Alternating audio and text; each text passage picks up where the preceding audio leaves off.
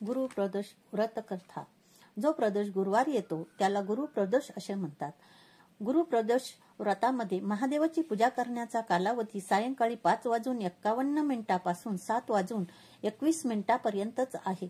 गुरुप्रदोष व्रत कथा ऐकल्याने किंवा वाचन केल्याने आपल्या सर्व मनोकामना पूर्ण होतात. सर्व संकटापासून मुक्ती मिळते.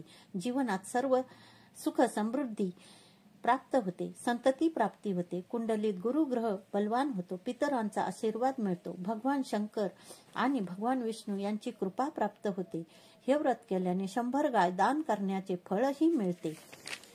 गुरुवारी त्रयोदशी प्रदोष व्रताची पौराणिक कथा अशा प्रकारे आहे. एकदा इंद्र व वृत्तासुराची सेना यांच्यात घनघोर युद्ध झाले. देवतांनी दैत्य सेनेचा खूप मोठा पराभव केला.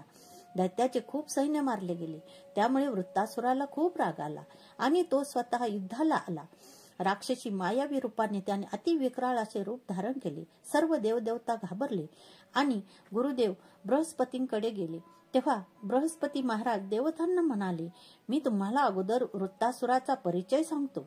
वृत्तासुर खूप मोठा तपस्वी आणि कर्मनिष्ठ आहे. त्याने गंधमादन पर्वतावर घोर तपश्चर्या करून शिवजींना प्रसन्न करून घेतलेले आहे. वृत्तासुराने शंकराचा आशीर्वाद प्राप्त केला आहे. पूर्वीच्या काळी वृत्तासुर हा चित्ररथ नावाचा राजा होता. एकदा तो त्याचे विमान घेऊन कैलास पर्वतावर गेला होता. तेथे शिवजींच्या डाव्या बाजूला माता पार्वती बसलेली पाहून तो उपहासाने म्हणाला होता, हे प्रभू, मोहमायात अडकल्यामुळेच आपण स्त्रियांच्या अधीन राहतो. मोहमायात अडकल्यामुळेच आपण स्त्रियांच्या प्रभावाखाली राहतो. परंतु देवलोक सभेत स्त्री अशी मिठी मारून बसलेली मी आजवर कधीही पाहिली नाही. चित्ररथाचे हे बोलणे ऐकून सर्वव्यापी शिवशंकर हसले आणि म्हणाले, हे राजा, माझा व्यावहारिक दृष्टिकोन वेगळा आहे. मी मरण देणारा कालकूट महाविष घेतले आहे. तरीही तू सर्वसाधारण माणसासारखी माझी चेष्टा करतोस. पण चित्ररथाचे असे शब्द ऐकून माता पार्वतीला खूप राग आला आणि माता पार्वती चित्ररथ राजाला म्हणाली, अरे दुष्टा, देवांच्या सर्वव्यापी देव महादेवांची व माझी विटंबना तू केली आहेस.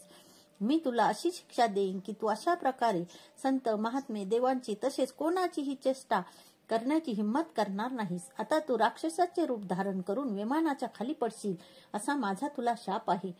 माता पार्वतीच्या शापामुळे चित्ररथ राजाला राक्षसी योनी मिळाली आणि त्वष्टा नावाच्या ऋषींच्या श्रेष्ठ तपामुळे त्यांच्यापासून वृत्तासुराचा जन्म झाला.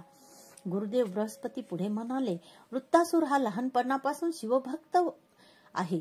म्हणून हे इंद्रदेव, तू गुरुप्रदोष व्रत करून भगवान शंकरांना प्रसन्न करून घे. मग तुम्हाला तुमच्या त्रासातून मुक्ती मिळेल. देवराज इंद्रांनी गुरुदेवांच्या आज्ञेचे पालन केले. खऱ्या मनाने बृहस्पती प्रदोष व्रत केले.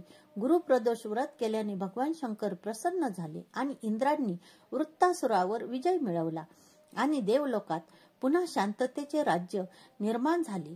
गुरुप्रदोष व्रत हे प्रत्येक शिवभक्तांनी करणे आवश्यक आहे. गुरुप्रदोष व्रत केल्याने आपल्याला सुख समृद्धी मिळते आणि आपल्या सर्व मनोकामना पूर्ण होतात. अशा प्रकारे ही कथा या ठिकाणी संपलेली आहे.